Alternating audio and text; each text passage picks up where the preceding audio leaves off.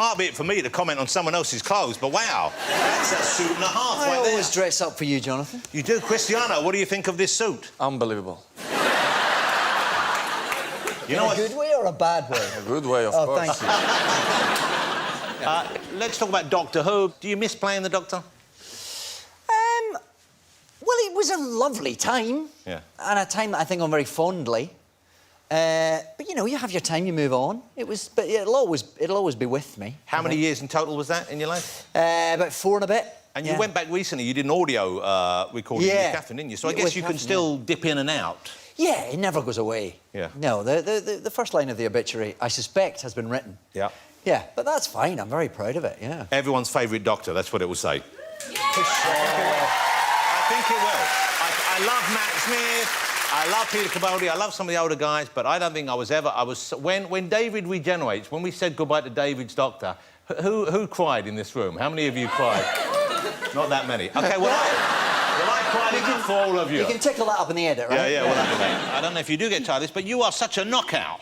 Thank you, Jonathan. I dressed up for you today because, you know, you always used to wear these very flashy clothes. Not so much now. So I saw this lovely Dolce & Gabbana outfit. Bit of G&G. And I thought that'll do great for Jonathan because he'll be flashy, so I can be just as flashy. No, I've gone more kind of like... You've gone all sort of like funereal. Undertaker, yes.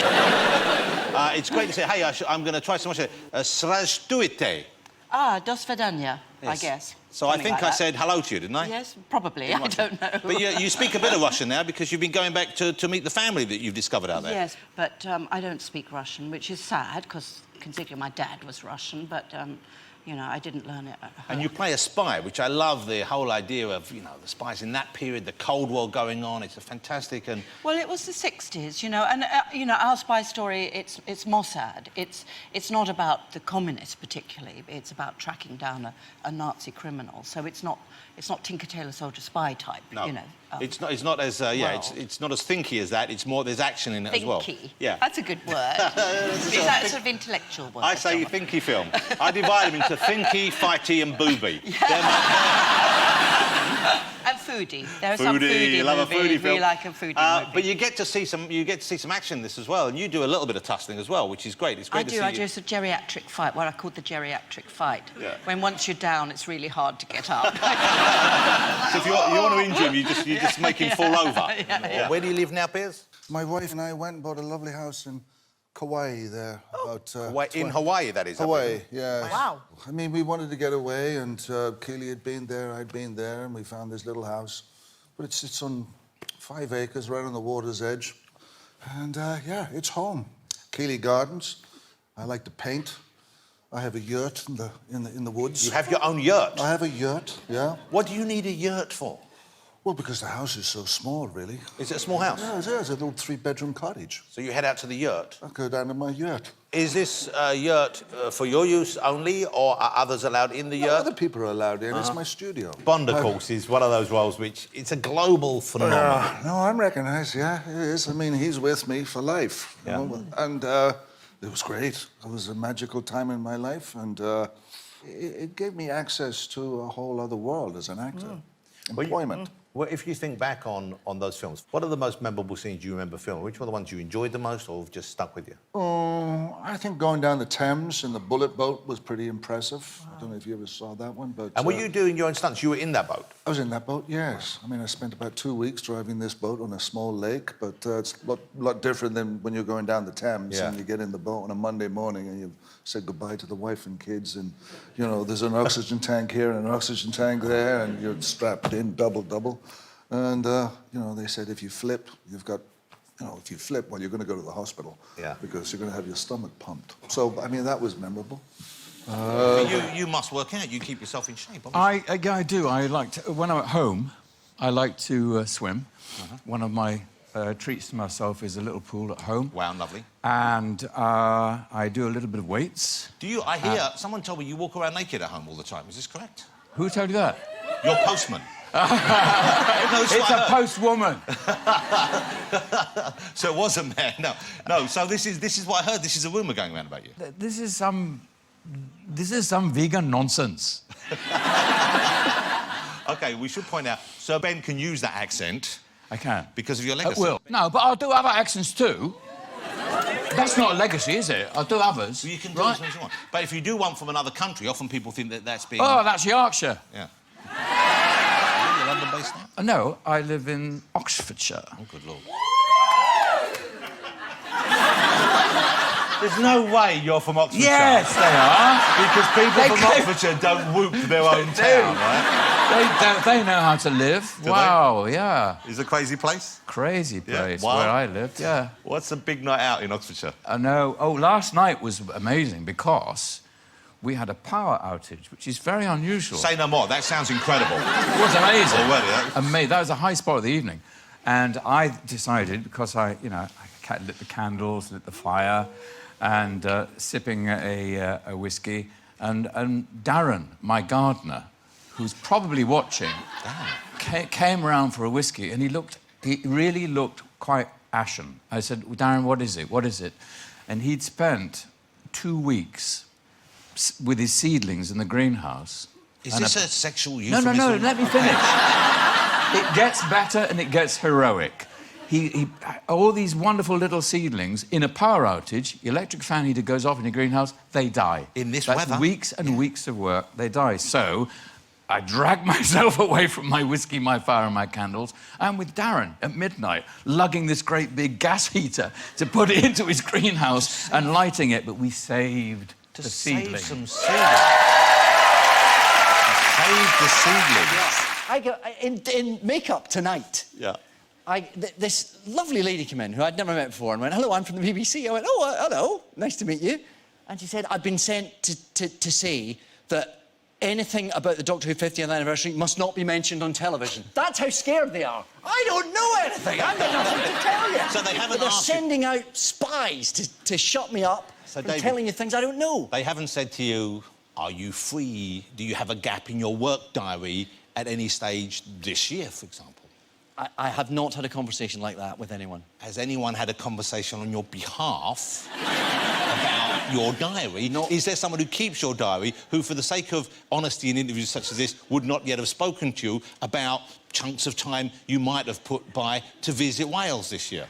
I don't know if I'll be going to Wales. I couldn't. So you're going to film it here in London? Is that what you're saying? Eventually, we were up the top of this caravan park, not far from there, but it's very remote. We were filming it about 6 in the morning. It was completely deserted. And then, over the top of this hill, comes a little old man with a stick. And he sees us coming and he's watching, and as he approaches, he realises what's happening. He realises it's filming. And he gets forward, and then he starts going, "Oh! Oh! Oh!" And he starts getting very excited, and he's got his little stick in his backpack, and he's hobbling towards us. And he said, "Oh, I can't believe this is so exciting. I've been watching you on television all week." And I thought, this annoys Lewis. I'll head it off at the pass. I go up to him and go, "Oh, that's very nice." He goes, "No, not you! Olivia Colman!"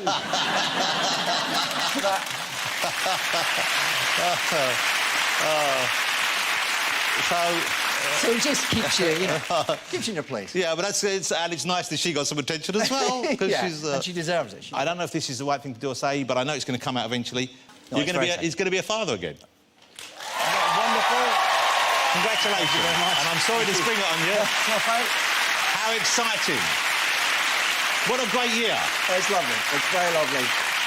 Very exciting, yeah. Okay, I'm not going to go on about this, because I know you're very private and a very private family, quite rightly, but I just want to say congratulations. Well, thank you very much. Thank you. I've met everyone in show business, and you're just about the nicest guy I've ever met. Oh, stop For it. you, how was lockdown?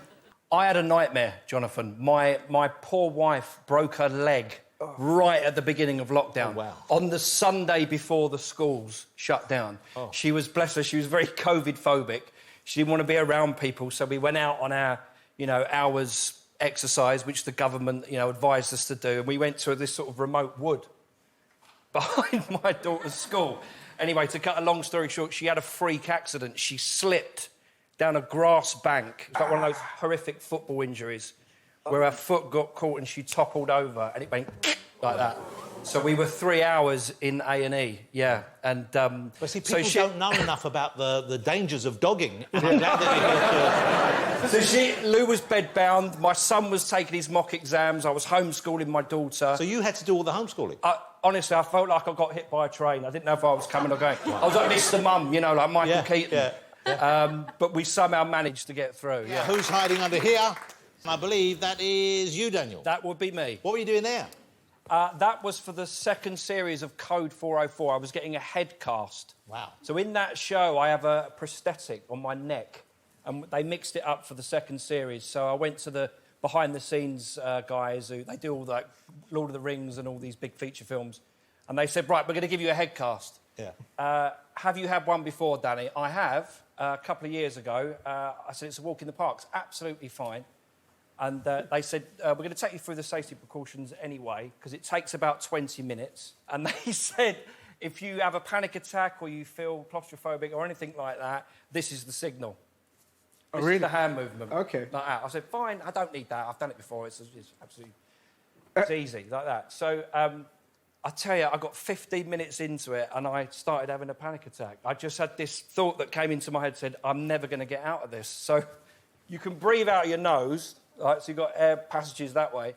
I just started giving it like this, and they all started to freak out, and they were going, Danny, don't stop, just breathe. Because you were right near the end of it as well. Yeah, he said, Danny, you've got 5 minutes to go. Just concentrate on your breathing. And then, to be honest, the panic attack just dissipated as quickly as it hit me. So I put it on my Instagram, and then the producers of 404 said, why did you have a head cast?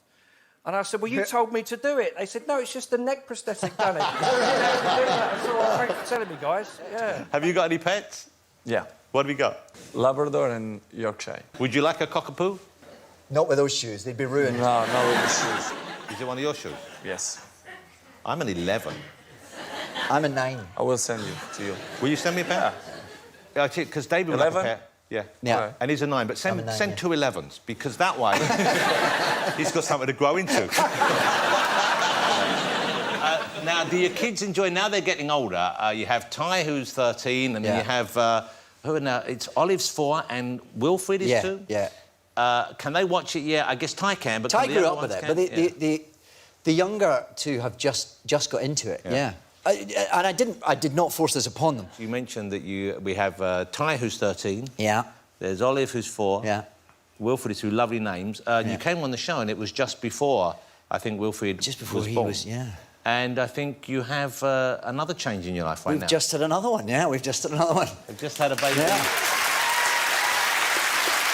Which I didn't even know. I don't think no one knew about No, it, we're did they? quite pleased. We managed to stay under the radar, I think. It's just how we like to do it on the whole, but yeah.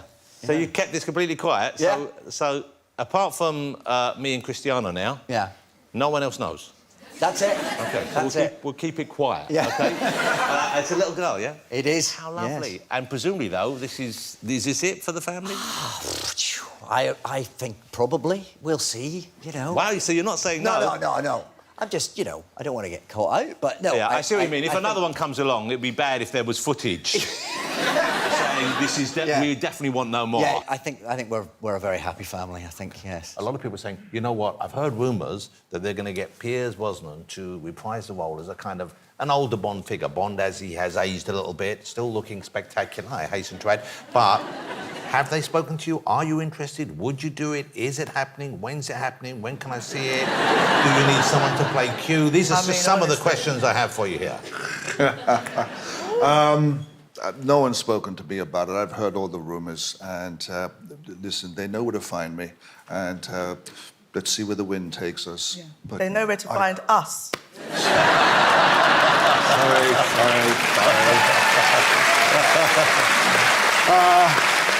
You know Piers a bit socially, I believe, don't you, Adam? Well, Ben? Pierce and I both have places in Hawaii that we've been going for years and years. Yes. On Wow. Kauai. And so Pierce, Pierce, you're like the mayor of Kauai. I don't know. That's a very He kind is, thing to kind say, of. Ben, but I think you've taken over now. Really. No.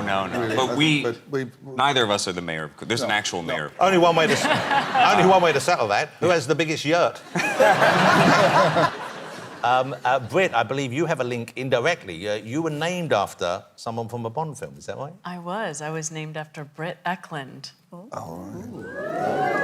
And you must be a fan as well, I'm sure. Well, I may have wanted to be you when I was a teenager as well.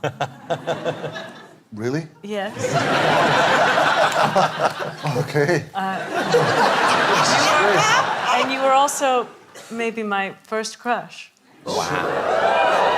From what, Remington Steele or something like this? All of them. Really? OK, thank you, Brett. I fell in love with him in The Long Good Friday. How did you enjoy it? Was this the first time you handled weapons to that extent in a film? Oh, absolutely. Yeah, the first time. I did a film called Shadowboxer where I played an assassin. Yep. So, you know, and I'd sort of handled a gun before, but nothing like this one. Nothing like this. But you really see against you, because normally, you know, and I've seen a lot of films and I've watched a lot of action movies, you know, I love action films. Often when you see people who don't normally do action movies handling guns, they don't look at home with them, they don't look particularly comfortable. You looked to be really enjoying it. Well, you know, they're scary things, guns, because they are very visceral. Even ones in movies which aren't firing actual live ammunition, they still kick. But, you know, I trained with all of those guns, but with live ammunition in California. So I had a day sort of with ammunitions experts. And did you get pretty good? I'm a pretty good shot, actually. Yeah, I am. I always kind of knew that I would be. I was always pretty good on the dart stall, you know. So, you know, I'm not bad. Have you worked with Nicholson? Yes, I have. Yeah, which film did you do with Nicholson? I did a film called The Pledge. Oh, The Pledge. Yeah, I have one scene with him, one day. Yeah. And who are there? Are there any on your list? Have you got a kind of a wish list of actors that you like to? Well, you know, now I've done Pacino. That one was like right up there. Clooney? Yes, absolutely. Yeah, of course. De Niro? Yes, in a good movie. Unfortunately, he does crap movies nowadays. He's a great actor, but, you know, I don't know what he's doing. Can I just check, are you and Darren partners? Is this like a civil partnership? Or Not a civil partnership. No. We work together. Just friends, then? He does the fine work, and he allows me to do the bonfire and the hacking and, you know, the heavy, the boring stuff. He does the creative stuff. So you obviously enjoy, gardening, I love gardening, I love cooking. And you cook naked? Is that right? This is what I've I heard. do not. Where did this come from? Well, someone told me this, and I thought it makes... Someone? Well, it makes sense. No, because... Doesn't make any sense at all. But just because I did a film wearing a large nappy, there's no need to nag me about it. This is not a Gandhi hangover. OK, let's talk about Gandhi. Let's talk about Gandhi. Because he seems like a very nice man. And you brought it up. What an incredible performance. I hope that the younger people watching have seen this. I know all of the older people will have seen it. What a remarkable performance, and a kind of a career-changing one for you, It's shown in schools, so thank goodness all the young people do know about they will have the film. Yeah. And you were actually, despite, you know, the way you looked there, you were a young man when you got that role. You were under 40, weren't you? Yeah, 36, 37. Wow. And there was some controversy about you getting the part initially, wasn't there? I don't know about any controversy. There were questions in Parliament. I'm getting a bit uncomfortable now. I'll be honest with you. Is this right? You have a cockapoo? Yeah, we do, yeah. You have a cockapoo. Do you know what a cockapoo is? No. A cockapoo is a breed dog. It's a cocker spaniel crossed with a poodle. Crossed with a poodle. Do we have a picture of a cockapoo? Do you have a picture of your cockapoo? No. Okay. Do you? Have we got any cockapoo? Just put a dog up. We'll get... Put a dog up. It's a dog, anyway. So, how well behaved is the cockapoo?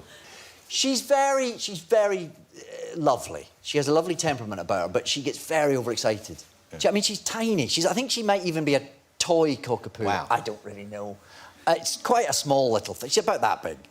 More of a hand towel than a little fluffy thing. Very excitable. And it gets so excited when anyone comes in that she will, if you touch her, she'll piss on your shoes. We had a dog that used to do a sort of stress wee and excitement wee. I'm so glad to see you. It's just cannot contain herself. And we thought she'd grow out of it, but it's still happening. You have to ignore her for a full 10 minutes or she'll piss on your shoes. And then it calms down. But she's quite cute, so people... if you take her out for a walk, people want to stroke her, she's quite cute. And as they're going down, you go, she's going to piss in your shoes! You can't get it out quick enough. Well, that she can, obviously. Yeah. But people are weirdly accepting of it. Yeah. So they'll go down, she'll piss all over them. You go, I'm so sorry. Oh, it's fine. Yeah. Just because she's cute. I mean, I don't... You wouldn't accept Brad Pitt pissing on your shoes, but somehow the cuteness of a dog is acceptable. Obviously, you are a spectacular-looking man, and I would say as virile and dangerously fertile as ever, to my eye, but... No prosthetics. Did it get to a stage... did it get to a stage where you were getting the parts as the kind of love interest, and then suddenly you realised, oh, hold on, I'm not the love interest anymore, I am the father figure? Oh, sure, yes. I mean, it's happening to me as we speak, really. Yes, I mean, your career moves on and you grow out of a certain age and you have to stay at the table for as long as you can as an actor. And it's as simple as that, really, and you have to make peace with it. But it's interesting. I wonder what kind of daddy are you really getting cast for? Are you getting cast for daddy or are you getting cast for daddy? I think the phrase is zaddy. Zaddy, that's what I'm saying. Both. Okay, Really. okay. But of course, you're still, you know, getting older doesn't mean you can't be a love interest, of course, because you were amazing in one of the most popular films in recent history, which I know. And when I told people you were on this week, a lot of people said, "Oh my God, I'd love to James Bond," but more people said to me, "Oh, Mamma Mia." Mamma Mia, a phenomenon. And you're amazing in it. It's such a fun, lovely film. They're really charming, lovely films. Must have been a great experience to make that. Oh, it was beautiful. It was criminal how much fun we had on that movie. I mean, no acting required, really. You just show up and be yourself and, you know, hang out with these guys. It was one of the most pleasurable times of my career as an actor, definitely. So hopefully there'll be a third one. Yes, fingers crossed. Did you? I hear that you watched that in someone's house, someone quite special. Oh, Barbara Streisand. Yes. I mean, hold on, he had to think about who's No, special. I wasn't quite sure. But in the Rolodex of people you know, of course, there's a lot of them. But Barbara Streisand, you watched it with Barbara Streisand? Well, you watched a film in which you sing with Barbara Streisand. She's a friend. She lives out there in Malibu, and she wanted to see the film, so my wife Keely and I went over to the house, and we brought the film with us and sat down and watched it with Barbara. And what did she say? What did she think? Well, she said, "Come and sit beside me," and my friends were down there, and my wife, and she had me up on the couch beside her, and her dog was with her. She had a little dog called Sammy, you know, and she said, "That's wonderful," and I tapped her on the knee, and then the dog bit me. And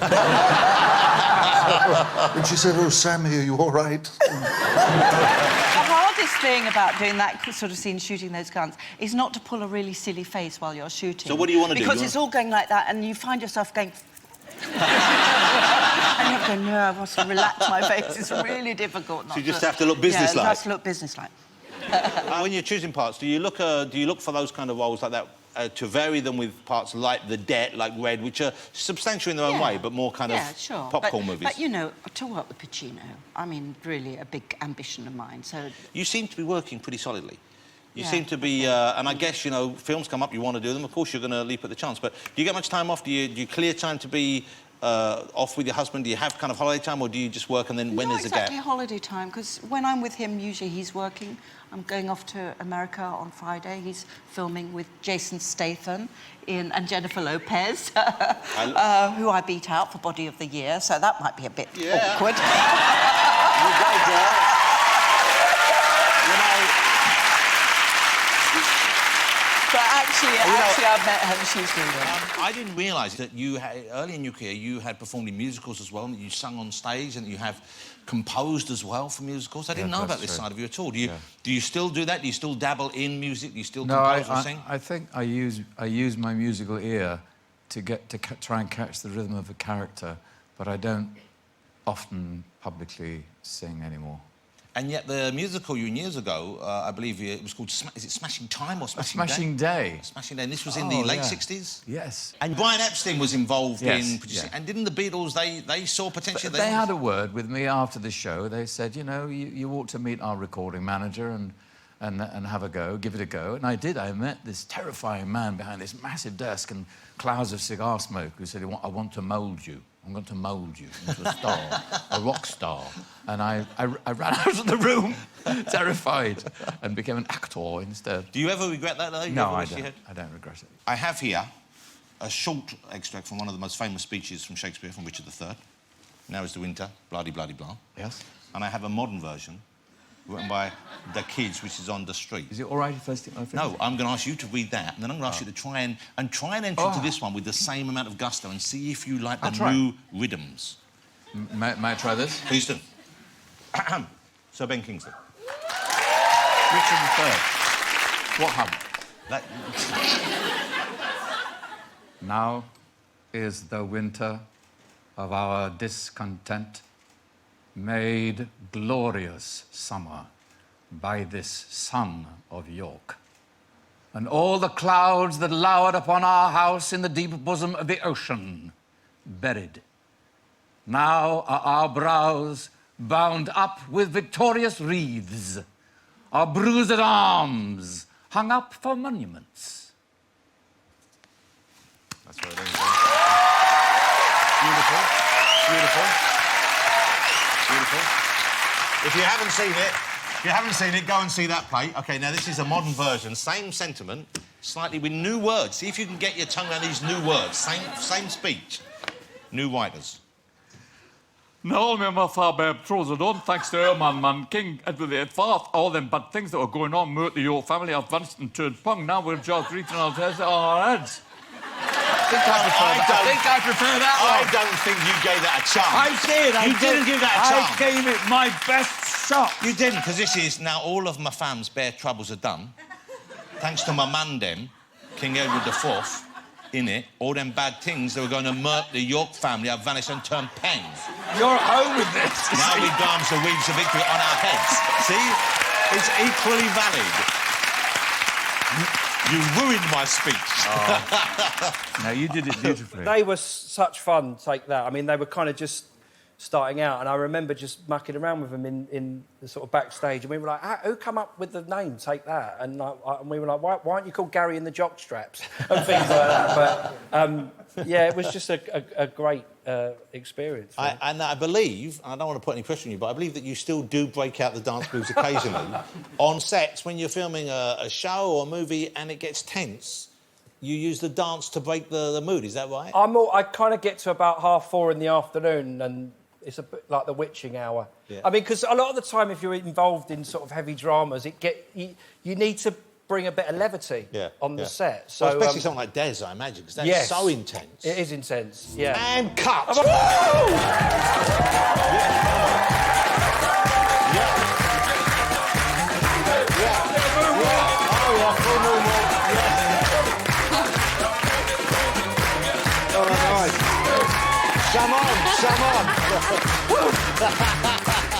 Bless you, Lord. Amazing! Amazing!